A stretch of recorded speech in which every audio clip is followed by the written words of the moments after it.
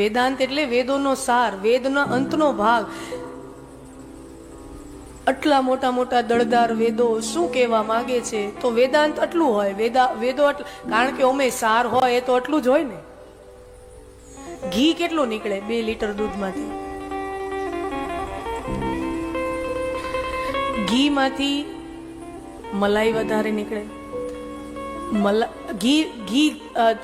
દૂધ હોય દૂધ, તો દૂધમાંથી મલાઈ નીકળે. તો જેટલું દૂધ હોય એટલી મલાઈ ન થાય, એનાથી ઓછી થાય. જેટલી મલાઈ હોય એટલું માખણ ન થાય, એનાથી ઓછું થાય. જેટલું માખણ હોય એટલું ઘી થાય, એનાથી ઓછું થાય. પણ આપણે જાણીએ છીએ કે જે ઘી છે ને એની અંદર આખા દૂધમાં જેટલી શક્તિ હતી ને એનો સાર જે હોય તો એ ઘી છે. જે સાર છે એ ઘી છે, અને જે સાર હોય ને એ ટૂંકો જ હોય.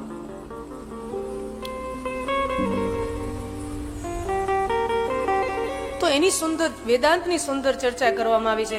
અને ભાગવત પુરાણનો પરિચય જો મારે કોઈ ભાગવતથી અજાણ્યો જીવ હોય, જે ભાગવત પહેલી વખત સાંભળતો એવો કોઈ નવજવાન છોકરો છોકરી હોય, ભાગવતનો પરિચય જો મારે એને આપવો હોય સાવ સરળ ભાષામાં, તમારા ગળે શીરો ઉતરે એમ હાવા વાત ઉતરી જાય એવી રીતે મારે કહેવું, તો ભાગવત શું છે? 4 વેદો, 6 શાસ્ત્રો, અનેકો ઉપનિષદો, મુખ્ય 108 એમાં 10 ઈશ, કેન, કઠ, પ્રશ્ન, મુંડક, આ બધા પ્રશ્ન જે મુખ્ય 10 છે. આમ આટલા બધા ઉપનિષદો, શાસ્ત્રો, વેદો, આટલા પુરાણો, આ બધાયને તમે એક માટલામાં નાખો અને પછી માં યશોદા જેમ દધી મંથન કરતા હોય એમ આટલા બધાય શાસ્ત્રોને, આટલા બધાય ગ્રંથોને તમે એનું મંથન કરો અને એમાંથી તમને ઘી રૂપે જે તમને સાર મળે એનું નામ ભાગવતની કથા. બધાય ગ્રંથોને તમે વલોવી નાખો, બધાય ગ્રંથોને તમે મથી નાખો અને પછી એમાંથી જે સાર રૂપ ઘી મળે એ છે ભાગવતની કથા. જે અર્ક મળે એ ભાગવત છે.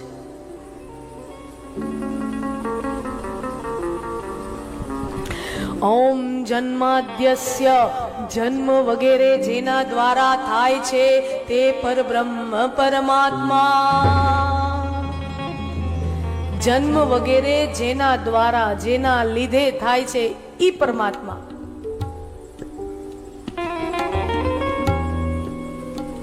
વિચાર કરો, અસ્તિત્વનો મોટામાં મોટો ચમત્કાર મારા ને તમારા નજરની સમક્ષ રોજ બને છે, પણ એ ચમત્કાર કરનારના દર્શન કરવાનું હું ને તમે ચૂકી જઈએ છીએ. અસ્તિત્વનો મોટામાં મોટો ચમત્કાર આપણી નજરની સામે રોજ બને છે, પણ જે ચમત્કાર કરી રહ્યો છે ને એના દર્શન કરવાનું આપણે ચૂકી જઈએ છીએ. એક પૂર્ણ સ્ત્રી એક પૂર્ણ બાળકને જન્મ આપે અને પછી પણ પૂર્ણ રહે, એ અસ્તિત્વનો મોટામાં મોટો ચમત્કાર છે. આ જગતની અંદર કોઈ પણ જીવનું સર્જન થાય એ અસ્તિત્વનો મોટામાં મોટો ચમત્કાર છે. એનાથી મોટો ચમત્કાર દુનિયામાં બીજો કોઈ હોય જ ન શકે. આપણે આ 5 ફૂટના 6 ફૂટના એક સ્ત્રીના ઉદરમાં હમાયેલા હોઈએ અને એમાંથી નીકળીએ અને પછી આવડા 6 ફૂટના થઈ જઈએ. આનાથી અસ્તિત્વનો મોટો ચમત્કાર દુનિયામાં બીજો કોઈ ના હોઈ શકે. જેમ ફેક્ટરીનો માલિક કોઈ રો મટીરિયલ હોય ને, જે પ્રોડક્ટ બનાવતો હોય, રો મટીરિયલ હોય તો એના માટે આ વસ્તુ જોઈએ, આ વસ્તુ જોઈએ, પછી મશીન લગાવે, બધું ભેગું કરે, એસેમ્બલ કરે અને પછી ફાઇનલ પ્રોડક્ટ બનાવે. પણ માં પોતાના ઉદરની અંદર એક જીવનું સર્જન કરી છે. માત્ર મનુષ્ય નારી નહીં, દરેક જીવ, દરેક માદા પોતાના ઉદરમાં એક જીવનું સર્જન કરી રહી છે. કાંઈ અંદર આમ તાલમેલ કરે છે, આમ કિડની ભરાવવું ને આમ ફેફસો ભરાવવું. એની ઉદરની અંદર આ બધું રચના પામી રહ્યું છે, વિકાસ નિર્માણ પામી રહ્યું છે, સર્જન એક આકાર લઈ રહ્યું છે. માતા કઈ કરતી નથી. જોયું? આવા એના બાવડા થાય, આવી એની છાતી થાય, આવો એનો પેટ થાય, આવું એનું મોઢું થાય, આવું એનું હૃદય હોય, આવા એના ફેફસા હોય. માં કઈ નિર્માણ કરે, આવી એની ક્વોલિટી થાય. माँ के उदर के अंदर उसको भी पता ना चले, ऐसे निर्माण होते रहता है, आकार बनते रहता है અને પછી એક સમય બરાબરનો પાકે, પછી માના ઉદરમાંથી એ જીવ પૂર્ણ શરીરનો આકાર લઈ અને અસ્તિત્વમાં આવે, આ દુનિયામાં આવે. એ અસ્તિત્વનો મોટામાં મોટો ચમત્કાર છે. એનાથી મોટો ચમત્કાર દુનિયામાં કોઈ ના હોઈ શકે. જન્મ વગેરે જેના દ્વારા, જેના લીધે થાય છે તે પરબ્રહ્મ પરમાત્મા.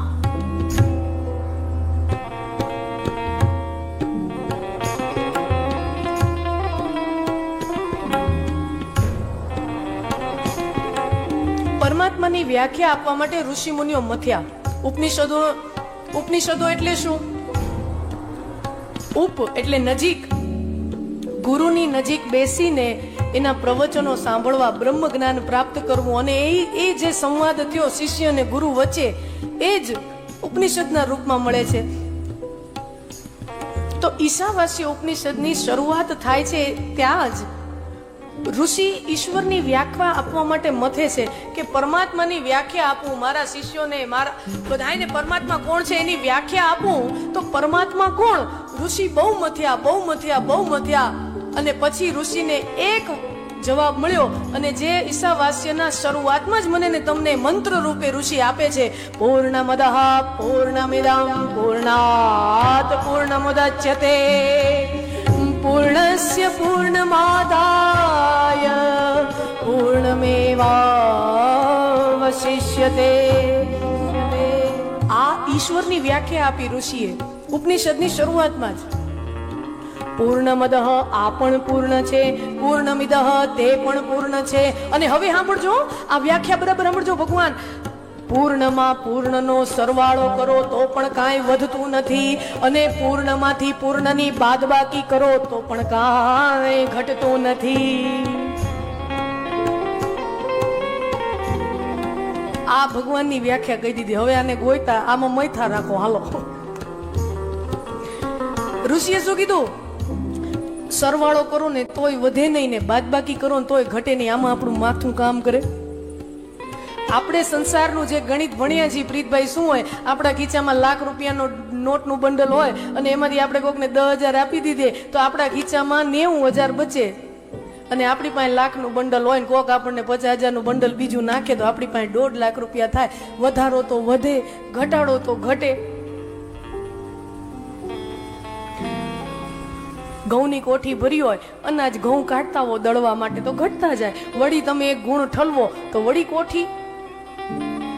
ये संसार का साधारण गणित है. ऋषि कहते हैं कि ना, खोटो વધારો તો વધે નહીં, ઘટાડો તો ઘટે નહીં. ઈ ભગવાન. તો પછી ઋષિ મથ્યા, ગોટાળે ચડ્યા કે આવું ઉદાહરણ મારે સમાજને સમજાવવું કેવી રીતે? સમાજનો સાધારણમાં સાધારણ, અભણમાં અભણ માણા પણ આ જો સમજી જાય. ઋષિઓએ છે ને આ જેટલા પણ ગ્રંથો લખ્યા છે ને, બહુ પ્રયાસ કર્યો છે કે જેનામાં વિદ્વત્તા ઓછી હોય, જ્ઞાન ઓછું હોય, જે અભણ છે, નિરક્ષર છે, વિદ્વત્તા નથી, એને પણ ક્યાંક ક્યાંક આ વાત સમજાઈ જાય એવા માટે ઋષિઓ ઉદાહરણો આપતા જાય છે.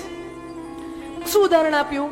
પછી ઋષિને મગજમાં ચમકારો થયો પ્રકાશનો. અચ્છા, આ વાત કરીશ ને તો સમાજ સમજી જશે, અભણમાં અભણ માણસ સમજી શકે.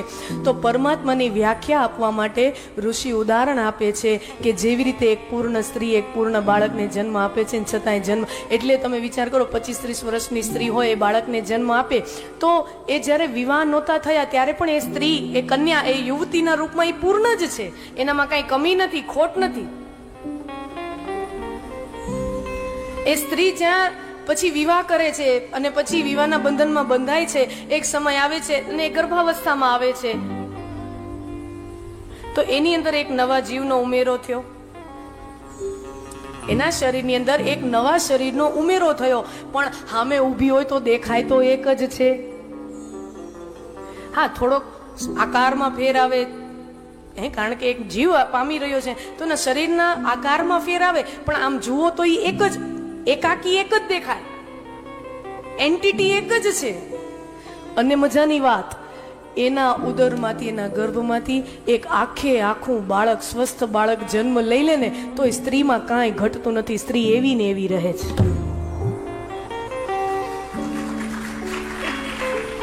તમે ક્યાંય એવા ઉદાહરણ તમે ક્યાંય સાંભળ્યા? મેડિકલ જગતમાં અપવાદો બહુ થતા રહે, પણ તમે ક્યાંય મેડિકલ જગતમાં એવું અપવાદ સાંભળ્યો કે એક ગર્ભવતી સ્ત્રીએ પોતાના ગર્ભમાં બાળકનું નિર્માણ કર્યું ને, તો પોતાનો જે 2 ફેફસા હતા તો એક ફેફસું કાઢીને અંદર ને અંદર, પછી 2 કિડની હોય તો 1 કિડની આમ, એવું ક્યાંય હોય? માના 2 ફેફસા હોય તો બાળક જે આકાર પામે છે ને એના નવા 2 ફેફસા, માની 2 કિડની, બાળકની નવી 2 કિડની.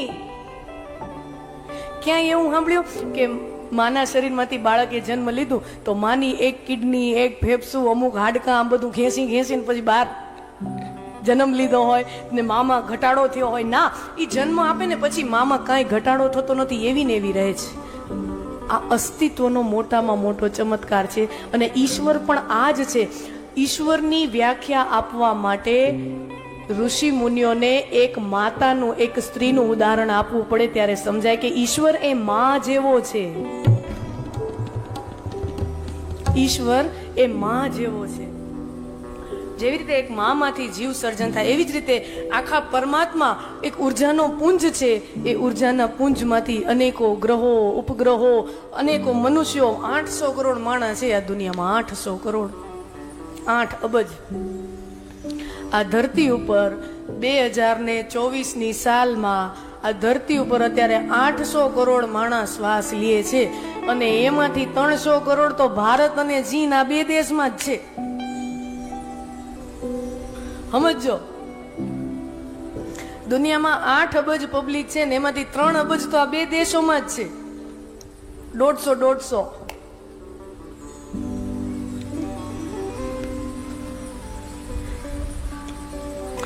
તો આપણે એવું કહીએ છીએ કે ભગવાન એક ઉર્જાનો સ્તોત્ર છે, એક ઉર્જાનો પુંજ છે, અને એ પરમાત્મામાંથી ઉર્જા લઈને આપણે બધા થોડીક ઉર્જા લઈને, પ્રકાશ લઈને આપણે જન્મ્યા, તો પછી ઉર્જાનો પુંજ ખાલી ન થઈ જવો જોઈએ. ભગવાનમાંથી એટલું બધું નીકળ્યું તો પછી અહીંયા ખાલી ન થઈ જવો જોઈએ. ગોડાઉન ખાલી ન થઈ જવું જોઈએ. ના, હજી હાઈલે જ રાખે છે, બધું હાઈલે જ રાખે છે. અને એક સમયે આ બધું અસ્તિત્વ પ્રલય થઈ જાય. આપણી તો કથાઓ છે ને કે આ સૃષ્ટિમાં એક સમયે બધો પ્રલય થઈ જાય. એક સમયે આ ધરતી ઉપર ડાયનાસોર રહેતા હતા, મહાકાય. અત્યારે ગોઈતા ન મળે, અવશેષો રહ્યા છે, જોવા ન મળે, વિયા ગયા. એમ આપણે શક્યતા કરી કે એક સમયે પૃથ્વી ઉપર મનુષ્યો નહીં રહે, અને હું તો કહું એવો દી આવે તો પૃથ્વી વધારે સુખી રહેશે. હા, એવો દી આવશે ને તો આખી પૃથ્વી વધારે સુખી રહેશે, આપણે જો નહીં હોય તો.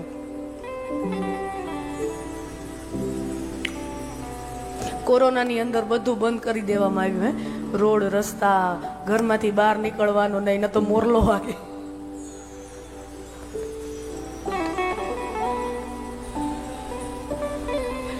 લાકડી પડે.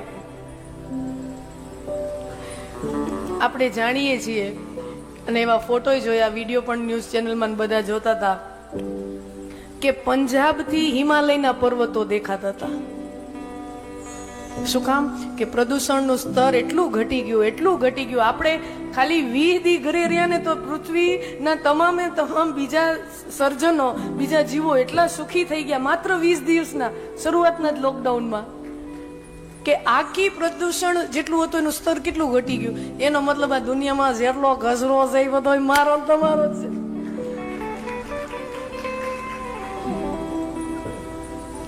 આ માણા નડે છે દુનિયાને. તો આપણે તો કથાઓ એવી માનીએ, આપણી અવધારણા એવી છે એક સમય એવો આવશે કે બધું પ્રલય થઈ જશે અને આ બધું સમેટાઈ જશે. અને સમેટાઈ જશે તો ક્યાં જશે? એ જ પાછા જ્યોતિર્પુંજમાં. અને તોય પણ એમાં વધારો થતો નથી. એમાંથી ઘટાડો કરો તોય ઘટે નહીં, એમાં વધારો કરો તોય વધે નહીં. એ જ પૂર્ણ પરબ્રહ્મ પરમાત્મા છે.